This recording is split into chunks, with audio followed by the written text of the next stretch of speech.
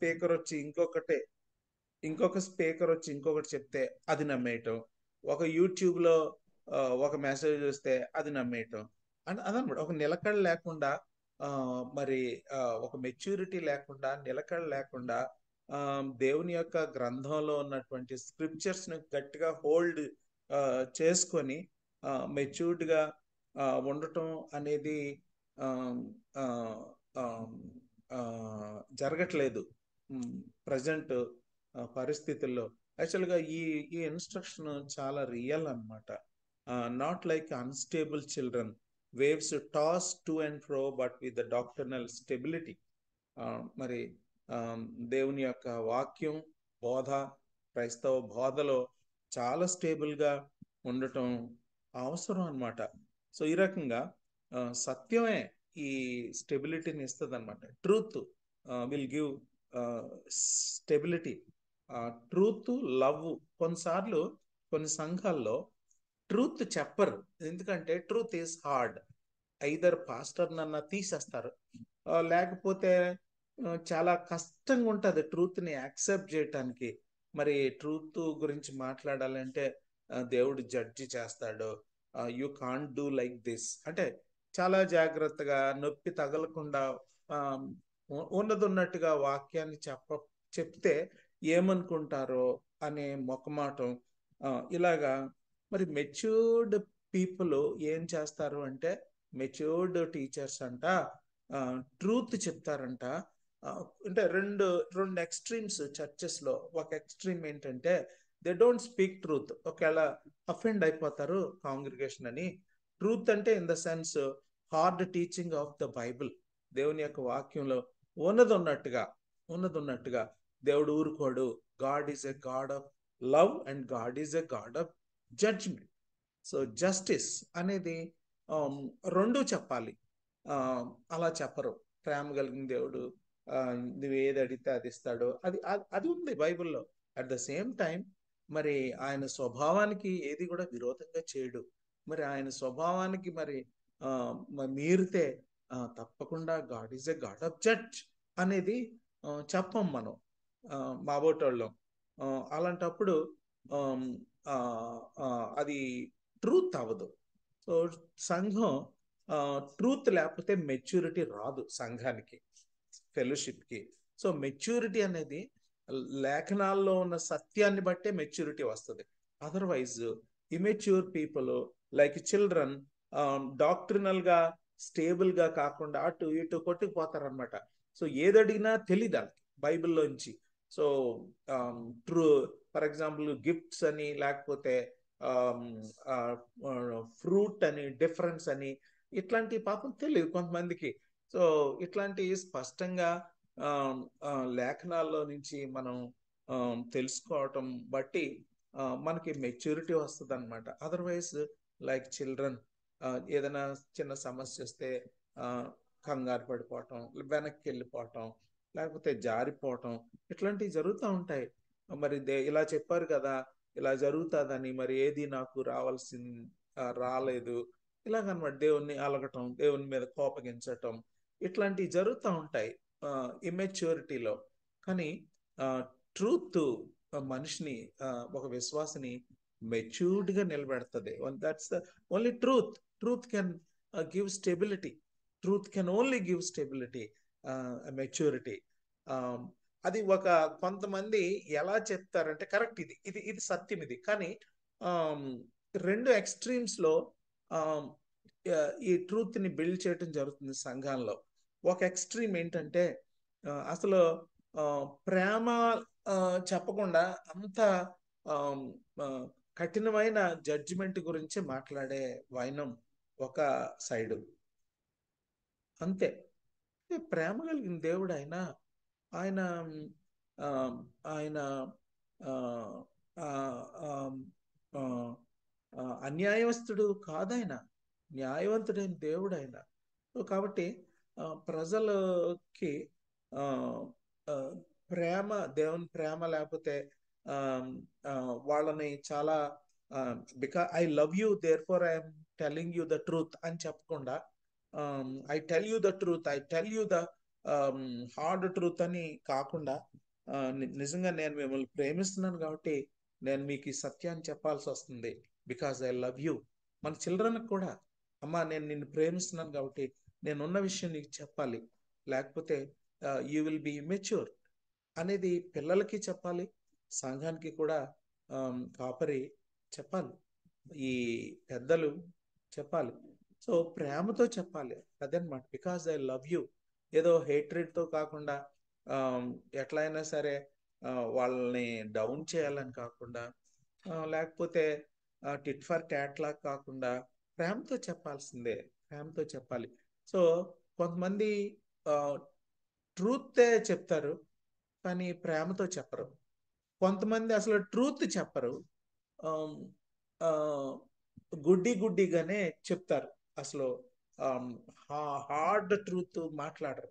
So రెండు extremes మనకి కనబడతా ఉన్నాయి. Yes or no?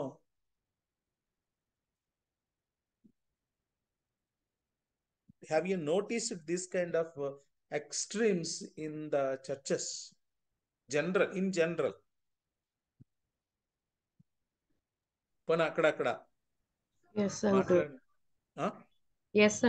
విన్నాం. యా. సో కాబట్టి ఈ రెండు దగ్గర తీసుకురావాలి, బ్యాలన్స్డ్గా రావాలి. సో అందుకనే పౌలు ఇక్కడ అలా పసిపిల్లల్లా కాకుండా ట్రూత్తో మీరు మెచ్యూర్డ్గా ఉండాలి. ఉంటూ 15వ వచనం, ప్రేమ కలిగి సత్యం చెప్తూ క్రీస్తు వలె ఉండుటకు మనం అన్ని విషయంలో ఎదుగుదాం. కాబట్టి యేసు ప్రభు వారు ఆయన కృప సత్యం సంపూర్ణుడు. ఆయన దగ్గర కృప ఉంది, సత్యం ఉంది. కృప ఉంది, సత్యం ఉంది. ఆయన మాటలు చాలా కృపాసహితంగా ఉంటాయి, ఎక్కడ కూడా స్పేర్ చేయడు ఆయన. అదనమాట. He will not spare, at the same time is very gracious. ఇది ప్రభు దగ్గర నేర్చుకోవాల్సిందే మనం. అసలు మనం ఇళ్లలో ప్రాక్టీస్ చేద్దాం ఇది ముందు, బయట కంటే. అవునా? ఇళ్లలో ప్రాక్టీస్ చేద్దాం, భార్యాభర్తల మధ్యలో, పిల్లల దగ్గర. Be graceful, at the same time be firm as far as truth is concern. Be gracious, be graceful, because my Lord is grace and truth. కృప సత్య సంపూర్ణుడు. ఈ రెండు కూడా సంపూర్ణంగా ఉన్నాయి ఆయనలో. Am I clear?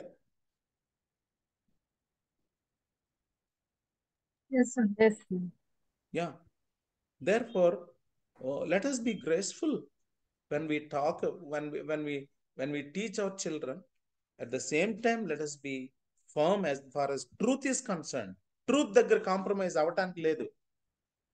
యా. అలాగని చాలా హార్ష్గా మాట్లాడడం కూడా కరెక్ట్ కాదు, ఎందుకంటే మనం ఏదో పర్ఫెక్ట్ అన్నట్లు. No no no, we're also imperfect. Therefore let us be gracious and let us be truthful.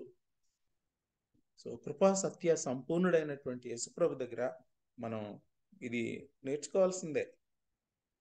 So ఈ రకంగా కరెక్టే. మరి ట్రూత్ హార్డ్గా ఉంటుంది, మరి హార్డ్గా ఉంటుందని దాన్ని ప్రేమతో కొద్దిగా సాఫన్ చేయాలి.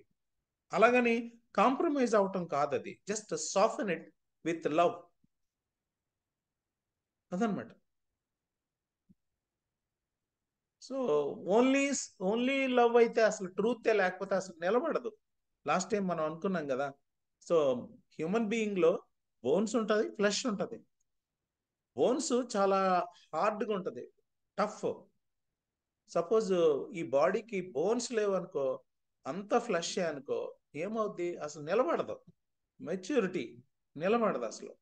Therefore, so as body needs both flesh and bones, the same way, so matured person should speak the truth in love. Okay, next portion ke వెళ్ళిపోదాం, 17th verse onwards. Emma?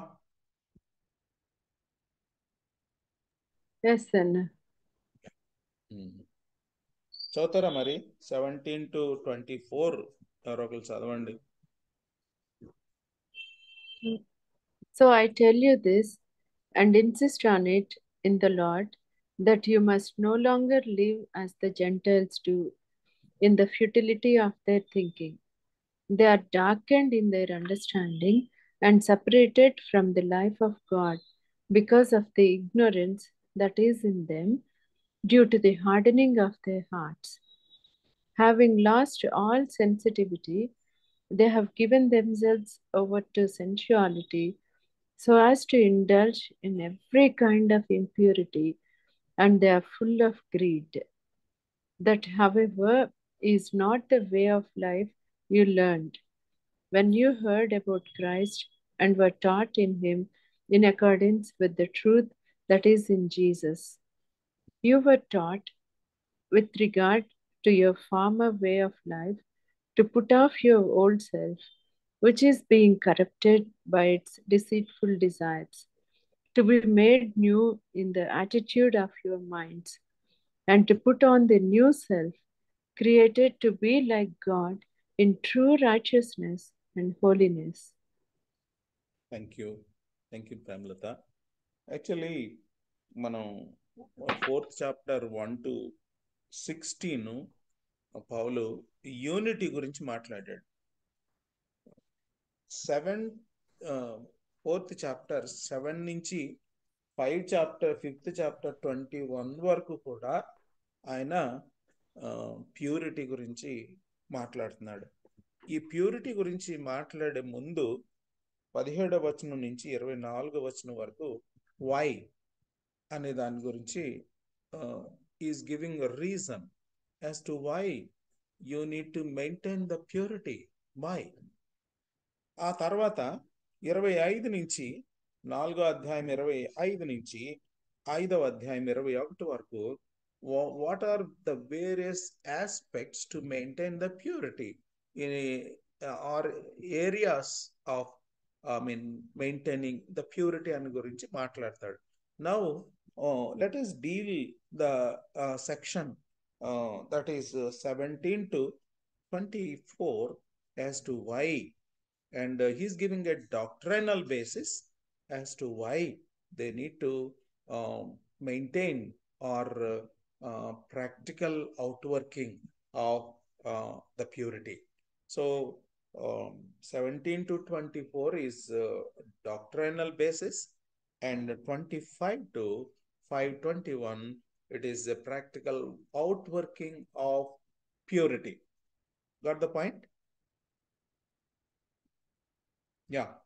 So ఈ ప్యూరిటీ అనే major సెక్షన్ని మనం 2 sub సెక్షన్స్గా మనం చూస్తున్నాం అన్నమాట. The first major section unity అనేది మనం ఇప్పుడు కంప్లీట్ చేసాము. నెక్స్ట్ మేజర్ సెక్షన్ ప్యూరిటీ గురించి మనం చూస్తూ ఉన్నాము. ఈ సెక్షన్ లో మనం first sub section doctrinal basis. Why Paul is exhorting them to maintain purity అనే దానికి చెప్తున్నాడు. Can you tell me as to why Paul is exhorting them to maintain purity అనే దానికి బేసిస్ ఏమిస్తున్నాడో మీరు చెప్పాలి. I'm asking a question. Uncle, ఇక్కడ heading లో ఉంది uncle, instructions for Christian living. మనం యా అమ్మా, అంటే అంటే నా ప్రశ్న సరిగా యు ఆర్ రైట్. అంటే కొన్ని డివిజన్స్ అలాగిచ్చారు ఎన్ఐవిలో. తెలుగు బైబిల్ అయితే అసలు అలాంటి హెడ్డింగ్స్ ఉండవు డివిజన్స్ కి. ఉంటాయా ఏంటమ్మా? ఉండవు. సపోజ్ యు ఆర్ హ్యాండ్లింగ్ తెలుగు బైబిల్, మన ఓన్గా థాట్ ప్యాటర్న్ ఎంతవరకు క్లోజ్ అయిందో అంతవరకు ఒక డివిజన్ గా మనం చేసుకోవచ్చు. ఆల్రెడీ స్కాలర్స్ డివైడ్ చేసేస్తారు, ఈజీ అయిపోతుంది అనుకో. కానీ అదే ఫాలో అవటం కంటే అసలు ఈ పౌల్ గారు థాట్ ప్యాటర్న్ ఎంతవరకు ఉందో అదొక సెక్షన్ గా మనం చూడొచ్చు అన్నమాట. అంటే 17వ వచనం వరకు, మనం 16వ వచనం వరకు థాట్ ప్యాటర్న్, 1వ వచనం నుంచి చూసినట్లయితే యూనిటీ అనేది చూసాం. ఇప్పుడు 17వ వచనం నుంచి ప్యూరిటీ అనేది చూడబోయే ముందు పౌల్ గారు is giving a reason as to why they have to maintain purity. నువ్వు అన్నావు కదా, ఏమన్నావు ఇప్పుడు? ఏమి For ఇచ్చారు అక్కడ? Christian living, for ఆ, Christian living, yes. Christian living లో ప్యూరిటీ ఎలా ఉండాలో, క్రిస్టియన్ లివింగ్ అనే దానికి ఆధారం ఇస్తున్నాడు ఇక్కడ. దేన్ని బట్టి, ఎందుకని మీరు అలా చేయాలి, ఎలా చేయాలి అనేది. సో ఏరియాస్ గురించి తర్వాత చూద్దాం. వాట్ ఆర్ ద ఏరియాస్ అనేది, ప్యూరిటీ ఏ ఏరియాస్ లో ప్యూరిటీ మెయింటైన్ చేయాలనేది 25 నుంచి. బట్ అలా కాకుండా ఈ ఈ ఒక్క ముక్క చూద్దాం. చెప్పండి First one, we should not live as the Gentiles do, Anna. అమ్మా. జెంటైల్స్ లాగా మనము ఉండకూడదు అనేసి యా. చెప్పాను. తర్వాత అసలు వర్స్ అదే 20th నుండి చెప్పారు. ఏమనంటే మనం ఏం నేర్చుకున్నామో, అసలు క్రైస్ట్ గురించి మనం ఏం నేర్చుకున్నామో, and also in accordance with the truth that is in Jesus.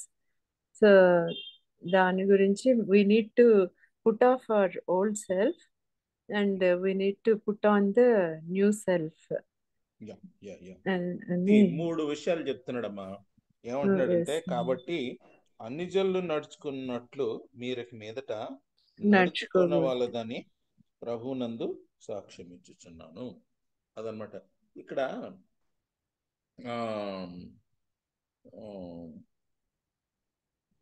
ఎవరిని అడ్రస్ చేస్తున్నట్లుగా మనకు కనబడుతుంది ఇక్కడ?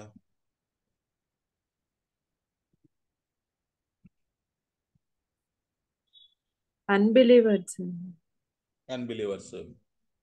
అంటే జెంటైల్స్ అని చెప్పాడు. జెంటైల్స్ క్రిస్టియన్ బిలీవర్స్ అలా డివైడ్ చేస్తారు. ఇక్కడ ఎవరితో మాట్లాడుతున్నాడు యాక్చువల్లీ బుక్ లో? ఎఫిషియన్ believers. let us be clear on that. This book is addressed to Ephesian believers కదా. ఈ ఎఫిషియన్ బిలీవర్స్ కి ఏం చెప్తున్నాడంటే, అన్ని జనులు నడుచుకునేలాగా మీరు మీదట నడుచుకోకూడదు. ఓకే, అన్ని జనులు ఒకప్పుడు నడుచుకునేవారు మీరు అలాగా, కానీ ఇప్పుడైతే అలా కాదే.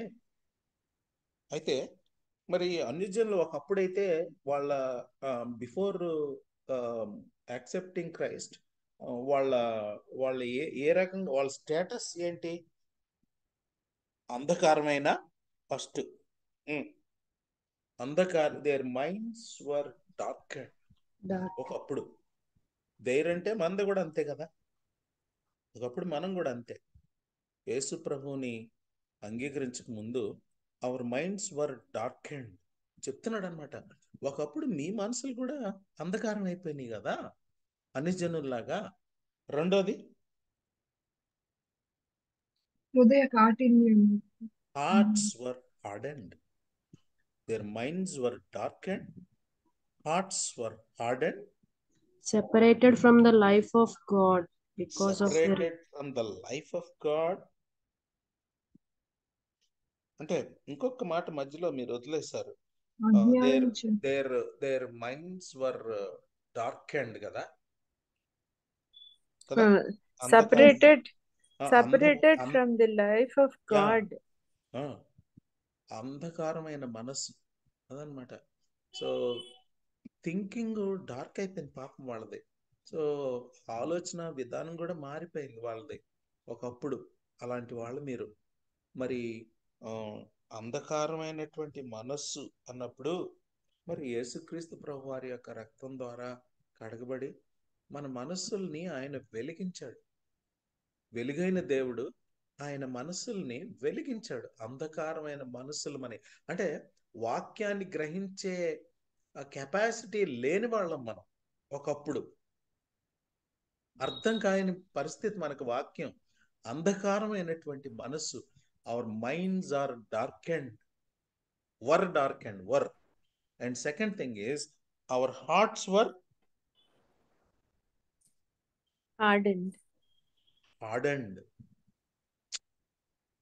Minds were darkened, hearts were hardened.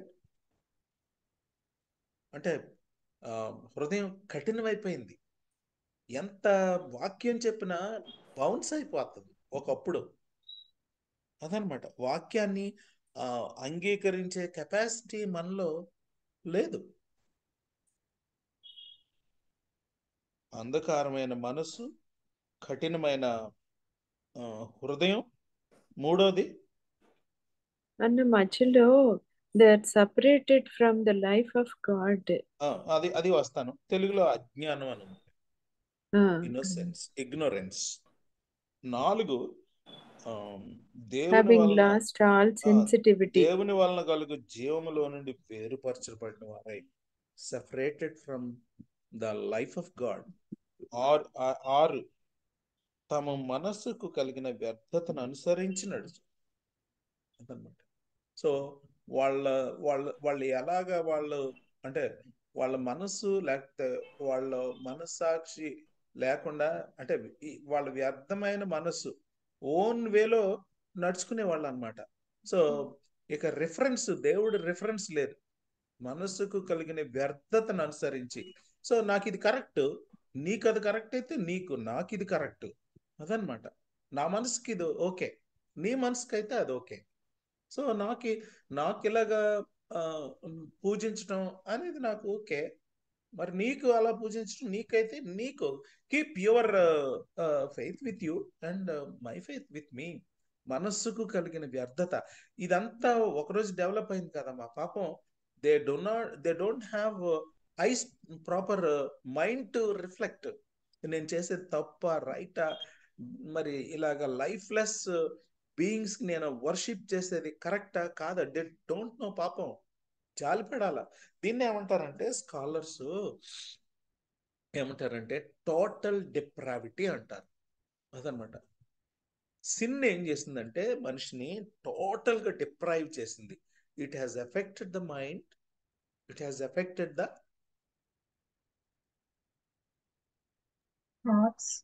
Heart, it has affected the minds and it affected the hearts of the people. And next, it affected the will అంటాను నేను. అంటే ఇది సత్యం అని చెప్తున్నా సరే తన మనస్సుకు కలిగిన వ్యర్థతను బట్టి చాయిసెస్ చేస్తున్నాడు. అంటే మీరు కొంచెం ఈ 3 అర్థం చేసుకోవాలని, ఇక్కడ 3 ఉన్నాయి. ఇక్కడ హార్ట్, మైండ్, విల్లు. ఇక్కడేమో హృదయం కఠినమైపోయింది, because sin has affected our very hearts. రెండోది ఏంటంటే మనసు అంధకారం అయిపోయింది, blinded, not able to see the truth. మూడోది ఏంటంటే నాట్ ఏబుల్ టు అంటే రైట్ జడ్జిమెంట్ చేయలేకపోతున్నాడు, ఎందుకంటే తన మనస్సుకు కలిగిన వ్యర్థతను బట్టి అనుసరిస్తున్నాడు. అంటే తన మనసు ఎలా చెప్తే అలాగే. పాపం ఇది ట్రూత్ అని తెలిసినా కూడా not able to decide, not able to choose. Will, some translations it is translated as is will. So heart and mind and will that say um, um, um, no to God. ఇప్పుడు ఏంటంటే యేసుక్రీస్తు ప్రభు మీరు ఇప్పుడు అదనమాట పౌలు చెప్తున్నాడు. అరే మీరు ఒకప్పుడు మీ హృదయం కఠినం అయిపోయింది, హృదయం మనసు అంధకారం అయిపోయింది, తర్వాత దేవుని నుంచి దూరం అయిపోయారు, తర్వాత మీ చాయిసెస్ కూడా మీ సొంత వ్యర్థతను అనుసరించే చేస్తున్నారు. అరే ఇంత డిప్రావిటీలో మీరు నడుచుకున్నారు, మరి ఇంకా ఏమాత్రం కూడా సిగ్గు అవమానం అన్నీ వదిలేసి అలాగ నడుచుకున్న వాళ్ళపై ఉన్నారు. నానా విధములైన అపవిత్రతకి అత్యాశతో జరిగిస్తున్నారు, తామే కాముకత్వానికి అప్పగించుకొని అదనమాట. Is talking about their deprived life. ఒకప్పుడు అన్నాడా అన్యజనులు నడుచుకున్నట్టు, అదనమాట. దేవుని లేని తనంలో మాట్లాడుతున్నాడు, దేవుని తెలియని తనంలో మాట్లాడు. అన్యజనులు నడుచుకున్నట్లు మీరు నడుచుకున్నారు, పూర్తిగా సిగ్గొదిలేశారు. కాముకత్వానికి అప్పగించుకున్నారు. 19వ వచనంలో the dark side of the old life, dark side of the old life. అన్ని జనులు నడుచుకున్నట్టు ఒకప్పుడు నడుచుకున్నారు మీరు అలాంటిది. అయితే అదనమాట, contrary to the earlier life. ఒకప్పుడు ఇలా నడుచుకున్నారు, ఒకప్పుడు ఇలాంటిది మీ ప్రవర్తన.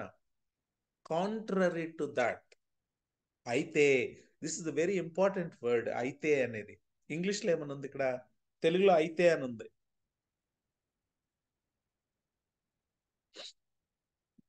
That But however however and however అని మాట వాడబడింది. తెలుగులో అయితే నాకు నచ్చింది అన్నమాట, అయితే మీరు.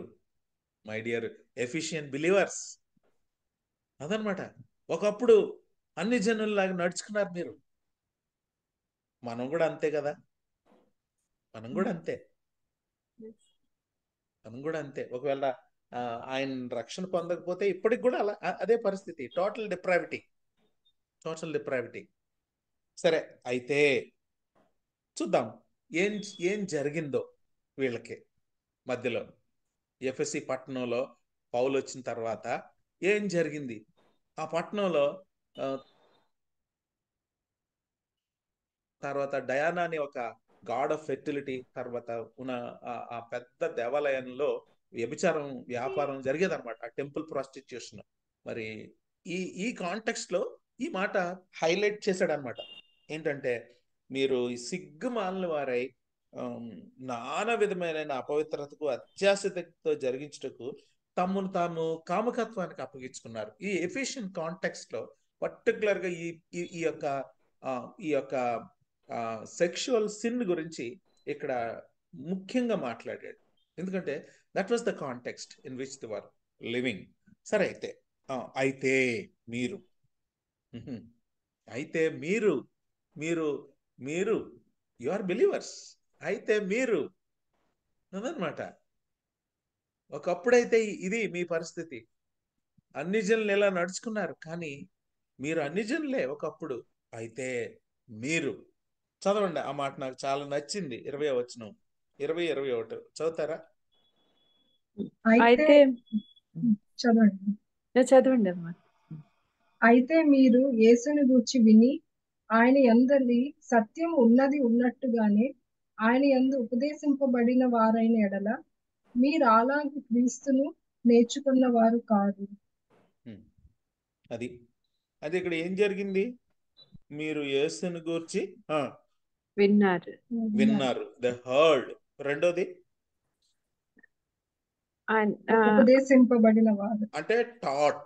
They have heard, they were taught about the truth. they have been heard, were taught, learned. Good 3 words వాడాడు ఇక్కడ పౌలు. అంటే 3 అవసరమే అమ్మా సంఘంలో, అదనమాట. ఇవాంజలిజంలో 3 జరగాల. అంటే అంటే మనం చెప్పాలి, అంతటితో ఆగిపోకూడదు. టీచ్ చేయాలి, ఎక్స్ప్లెయిన్ చేయాలి ఎందుకు యేసు ప్రభు ఒక్కడే దేవుడు అని. అదనమాట. టాట్ అండ్ నేర్పించాలి, బోధించాలి, నేర్పించాలి, తర్వాత ప్రకటించాలి. ప్రకటించటం ద్వారా వింటారు, బోధించటం ద్వారా నేర్చుకుంటారు, ఉపదేశించటం ద్వారా అంటే టీచ్ చేయటం ద్వారా తెలుసుకుంటారు, ఉపదేశించటం ద్వారా అంటే నేర్పించటం ద్వారా చక్కగా చేపట్టుకుని నడుస్తారు. సైకిల్ నేర్చుకోవటం అంటే ఏంటి? వెనక పట్టుకోవాలి, సపోర్ట్ ఇవ్వాలి. కొత్తగా నమ్ముకున్న బిలీవర్స్కి ఇప్పుడప్పుడే నేర్చుకుంటారు, తప్పటడుగులు వేస్తారు, పడిపోతారు, లెగుస్తారు. చిన్నపిల్లలు, రక్షణ పొందిన వాళ్ళు కూడా అంతే. ఎంతో సపోర్ట్ ఇవ్వాలి, ఎంతో నేర్పించాలి నడక వాళ్ళకి. సో ఈ రకంగా మరి ఎఫెసీ సంఘంలోనండి 2.5 ఏళ్ళు ఉన్నాడు పౌలు గారు. మనకి అపోస్తుల కార్యాలు ప్రాబ్లీ 18 అనుకుంటాను, 18 19 గుర్తులేదు నాకు. కనిపిస్తుంది మనకి పౌలు గారు చేసిన పరిచర్య. సో ఇలా ఇలా ఇలా చేశాడు ఆయన ఆ ఊర్లో, ఎఫెసీ పట్టణంలో.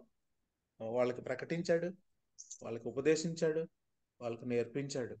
మరి మీరు ఇంతలా నేర్చుకున్నవారు కాబట్టి 22 కాబట్టి మునుపటి ప్రవర్తన విషయంలోనైతేనే మోసకరమైన దురాశలను, చెడిపోయి ప్రాచీన స్వభావాన్ని వదులుకొని మీ చిత్తవృత్తి అందు నూతన పరచబడిన వారే, నీతియు యథార్థమైన భక్తియు గలవారే, దేవుని పోలికగా సృష్టింపబడిన నవీన స్వభావంను ధరించుకొనవలెను అంటున్నాడు. అంటే ఇక్కడ ఒక ఎనాలజీ వాడాడు. చూడండి, మీరు ఓల్డ్ నేచర్ అన్ని జనుల్లా కాక మీరు ఒకప్పుడు ఇలా చేశారు, అది అయిపోయింది. ఇప్పుడు మీరు అన్ని జనులు నడుచుకునేలాగా మీరు నడుచుకోరు. ఎందుకంటే దేవుడు ఏం చేశాడంటే మీకు సువార్త ప్రకటించాడు ఈ ఊర్లో, ఎఫెసీ పట్టణంలో. అంతేకాదు, మీరు చక్కగా ఉపదేశింపజేశాడు దేవుడు, మీకు నేర్పించాడు నడక. యేసుక్రీస్తు ప్రభువాన్ని అంగీకరించిన కొత్తలో చక్కగా నడక నేర్పించాడు మీకు. అయితే మీరేం చేయాలంటే, ఇంత చేసిన దేవుడు సైడ్లో దేవుడు చేశాడు. కాబట్టి మీరు మరి మీ ప్రవర్తన విషయంలో ఇంకా ఈ మోసకరమైన ప్రాచీన స్వభావాన్ని ఇంకా వదిలేసుకోవాలి. ఒకప్పుడు ప్రాచీన స్వభావం, మరి దాన్ని ఇంకా వదిలేసుకోవాలి. సో దాన్ని వదిలేసుకొని ఏం చేయాలి? మీరు నవీన స్వభావాన్ని ధరించుకోవాలి. ఇది ఒక చక్కటి ఎనాలజీ అన్నమాట. ఫర్ ఎగ్జాంపుల్, జైల్లో పెట్టిన ఒక నేరస్తుడిని జైల్లో నుంచి విడుదల చేసిన తర్వాత will he wear the jail uniform or civil uniform? సివిలే అంకుల్. ఏమ్మా? సివిలే. He won't wear at all the jail uniform. He will take the new dress. అక్కడే వదిలిపెట్టేస్తాడు దాన్ని, అక్కడే వదిలిపెట్టేస్తాడు. అలాగే dress talks about his status కదా. ఒకప్పుడు నేను ఇలాంటి వాడిని, ఒకప్పుడు నేను పోలీస్, ఇప్పుడైతే నేను I have come out of that this thing, now I am free. So dress talks about their status are the work. But it's a kind of symbolic గా వాడాడు ఇక్కడ, అదనమాట. చాలా సింబాలిక్ గా, ఫిగరేటివ్ గా వాడాడు ఇక్కడ. ఐ మీన్ పుట్ ఆఫ్ అన్నాడు, పుట్ ఆన్ అన్నాడు. Is it a daily process or once for all? Put off put on అనేది రోజు మనం డైలీ ప్రాసెస్, దినచర్యలో డైలీ ప్రాసెస్, డైలీ ప్రాసెస్ అమ్మా. మార్నింగ్ నుంచి సాయంకాలం వరకు స్టింకింగ్ స్మెల్ తో అదే డ్రెస్ తో మరి ఉంచుకోం కదా మనం. We put off and we put on. In the same way you put off the old nature, you put on the new nature. Sometimes ఈ ఓల్డ్ నేచర్ కొన్నిసార్లు ప్రాపప్ అవుతూ ఉంటది మన జీవితంలో. ఆ ఓల్డ్ నేచర్ మరలా కనబడుతూ ఉంటది. వెంటనే మళ్ళీ we have to put of and we have to put on the new nature. It is a continuous process and it's to be done by me only. So ఈ రకమైనటువంటి డాక్టర్నల్ బేసిస్ ఇస్తున్నాడు అనమాట. My dear efficient believers, మీరు ఒకప్పుడు మీ ప్రాచీన స్వభావం అది దాంట్లో నుంచి మీరు బయటకు వచ్చేసారు. మీరు ఇప్పుడు you have to wear a new dress. Continue to put off and continue to put on. ఒక్కొక్కసారి ఆ ఓల్డ్ స్వభావం నుంచి న్యూ స్వభావానికి వచ్చారు, ఆ పాత స్వభావాన్ని పూర్తిగా వదిలిపెట్టేసేయాలి మీరు. ఎలాగైతే న్యూ నేచర్ని వేరు చేసుకుంటామో, ఆ క్రిమినల్ చార్జెస్ నుంచి బయటకు వచ్చిన తర్వాత, అలాగే మీరు కూడా ఆ కాముకత్వాన్ని వదిలిపెట్టి మీరు బయటకు వచ్చారు. ఇక దాని ఛాయలు కూడా ఉండకూడదు. మీరు న్యూ డ్రెస్ని పుటాన్ చేయాలి. అది నీతి, యథార్థమైనటువంటి భక్తి కలిగిన న్యూ డ్రెస్. అది righteousness, dress of righteousness. This old dress ఏంటంటే మరి మునుపటి ప్రవర్తన విషయమైన ప్రాచీన స్వభావం అది, అన్హోలీ నేచర్ అది, దురాశలకు సంబంధించిన నేచర్ అది, ఇంప్యూర్ నేచర్. దాన్ని మీరు పుట్ ఆఫ్ చేయాలి, న్యూ నేచర్ని పుట్ ఆన్ చేయాలి. It is a daily process అన్నాడు. సో ఇట్స్ ఎన్ ఎఫర్ట్ కదా. You put off, it's an effort. Put on the new dress, it's an effort, personal effort. మరి చిన్నపిల్లలకి అయితే మారుస్తారు కానీ బట్టలు. సో మనమే. So it's an individual effort అనమాట. It's an individual effort and it's a daily effort. Therefore కాబట్టి మీరు ఇలాగూ మరి ప్రాచీన స్వభావాన్ని మీరు వదులుకొని నవీన స్వభావాన్ని మీరు ధరించుకున్నారు. You have to walk a dignified life, my dear Ephesian believers. So అని చెప్తూ he mentioned a lot of areas where they need to put off the old nature and put on the new nature అనేది 25వ వచనం నుంచి చాలా విషయాలు మాట్లాడతాడు. అది మనం నెక్స్ట్ వీక్ నుంచి మనం స్టడీ చేద్దాం. వాస్తవానికి ఈరోజు మేము day after tomorrow our luggage is going back to Vizag. And I see వాళ్ళు they are going to shifting, relocating to US, California. ఇక్కడ మా మా టైము దాదాపు 1 year ఇక్కడ ఉంటూ అటు ఇటు వైజాగ్ నుంచి ఇక్కడికి తిరుగుతూ ఉన్నాం అప్పుడప్పుడు. సో మోస్ట్లీ మేము హైదరాబాద్లోనే ఉన్నాం for the past 1 year. By God's grace things దేవుడు అన్నీ బాగానే వర్కౌట్ చేశాడు. బేబీ డెలివరీ చేసిన తర్వాత తనకు సపోర్ట్ ఇవ్వటానికి కూడా మమ్మల్ని ఇక్కడ ఉంచాడు. So thank God for God's goodness. Now day after tomorrow we're leaving by and reaching Vizag 21st morning. Will be there for 1 month. May నెలలో వీళ్ళని మరలా we will see off them in the month of May, and then we'll finally come back to Vizag.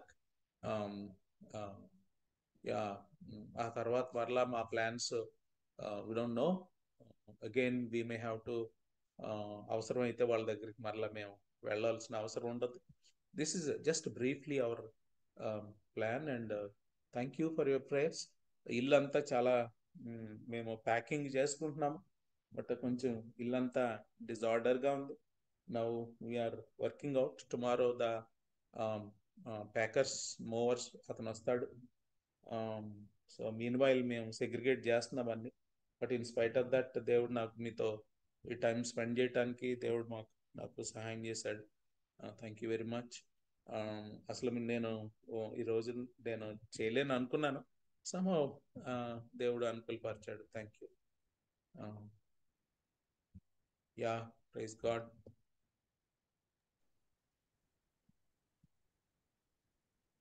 Over to Premlata. అన్న thank you so much అన్న. నిజంగా ఎంత బిజీగా ఉన్నా మీ busy షెడ్యూల్లో మాకు కొంత టైం మీరు మరి గాడ్స్ వర్డ్ మాకు టీచ్ చేయడానికి మీరు మాకు టైం ఇస్తున్నారు. థ్యాంక్ యూ సో మచ్ అన్న. I thank each one of you for joining for the Bible study. Anna, thank you so much, Anna. I request Dr. Vasundhara Madam to please pray. మహాపరిశుద్ధుడా, కృపగల దేవ, స్తోత్రాలు నాయన. మీ మహాకృపను బట్టి నా తండ్రి ఈ దినం నాయన ప్రభ బైబిల్ స్టడీలో పాల్గొనడానికి సహాయం చేశారు తండ్రి. మీకు వందనాలు నాయన ప్రభ. వారం వెంబడి వారము వదలక నాయన ప్రభ నా తండ్రి మీ కృపలో మమ్మల్ని జ్ఞాపకం చేసుకొని నాయన మీ వాక్యాన్ని బోధిస్తున్నందుకు తండ్రి మీకు వందనాలు. రంగనాథ్ అన్న గారిని నాయన రత్న గారిని నాయన మీరు బహుగా వాడుకుంటున్నందుకు తండ్రి మీకే స్తోత్రాలు ప్రభ. నేను కూడి ఉన్న ప్రతి ఒక్కరిని నాయన ప్రభ నా తండ్రి మీ చిత్తానుసారంగా నాయన ఏ బలహీనతలు మాకున్నాయో తండ్రి వాటిని వాటిని అన్నిటిని కూడా తీసివేసి నాయన బలపరచమని ప్రార్థిస్తున్నాం. ఆయన మేము ప్రేమ కలిగి ఉండడానికి సహాయం చేయండి. ప్రేమ లేకుండా మేమేమి చేయలేని వారమే తండ్రి. మునుపటి రోజుల్లో తండ్రి నాయన మిమ్మల్ని ఎరుగని వారము, ప్రేమ లేని వారము, ఈ లోక సంబంధులమై ఉన్నవారు తండ్రి నాయన. మా హృదయ కాఠిన్యాన్ని బట్టి నాయన ప్రభువా మేము ఎన్నో దోషాలు పాపాలు చేసిన వారమే తండ్రి నాయన. అంధకారమైన మనసు కలిగిన వారమై ఉన్నాం తండ్రి. ఆయన అలాంటి మమ్మల్ని నాయన కేవలం మీ కృపతో నాయన రక్షించి రక్షణ మార్గంలోనికి నడిపించారు ప్రభువా తండ్రి. మీకే స్తోత్రాలు స్తోత్రాలు. ఈ మార్గంలో నిలిచి ఉన్న మేము ప్రభువా నా తండ్రి అన్ని విషయాల్లోనూ ప్రభువా నా తండ్రి నాయన ప్రభా మాకున్న పాత పద్ధతులన్నిటిని తీసివేసుకొని నాయన నూతన వస్త్రాలు ధరించడానికి, నూతనంగా తండ్రి నాయన ప్రభా మార్చబడడానికి తండ్రి నాయన మీ రూపంలోనికి ఎదగడానికి సహాయం చేయండి ప్రభా. మా ప్రతి బలహీనతని నాయన ప్రభా మీ సన్నిధిలో మేము ఒప్పుకొని విడిచిపెట్టడానికి సహాయం చేయండి నాయన ప్రభా. మీరు మాతో మాట్లాడే దేవుడు నాయన ప్రభా. మాతో మాట్లాడి నాయన ప్రభా ఏ విషయాల్లో నా తండ్రి నాయన మేము వెనుకబడి ఉన్నామో నా తండ్రి, ఏ విషయాల్లో మీకు దూరస్థులమై ఉన్నామో, ఏ విషయాల్లో నా తండ్రి నాయన ప్రభా మిమ్మల్ని నెగ్లెక్ట్ చేస్తున్నామో తండ్రి, ఆ విషయాలన్నిటిలో కూడా నాయన మమ్మల్ని హెచ్చరించమని ప్రభా సరిచేయమని వేడుకుంటున్నాం తండ్రి. మీ కృప అనుగ్రహించి నా దేవనైనా దినదినము వృద్ధి పొంది నాయన ప్రభా మీ మార్గంలో స్థిరంగా నిలిచి ఉండడానికి నాయన ప్రభా నా తండ్రి మీ వాక్యాన్ని గైకొని నా తండ్రి వాక్యానుసారంగా జీవించడానికి మీరు సహాయం చేయండి ప్రభా తండ్రి. నాయన కూడా మమ్మల్ని అందరినీ కూడా నాయన ప్రభా మీ ఆత్మతో నింపి బలపరచమని ప్రార్థిస్తున్నాం నాయన ప్రభా నా తండ్రి. మా అందరి కోసం శ్రమిస్తున్నాం నాయన ప్రభా.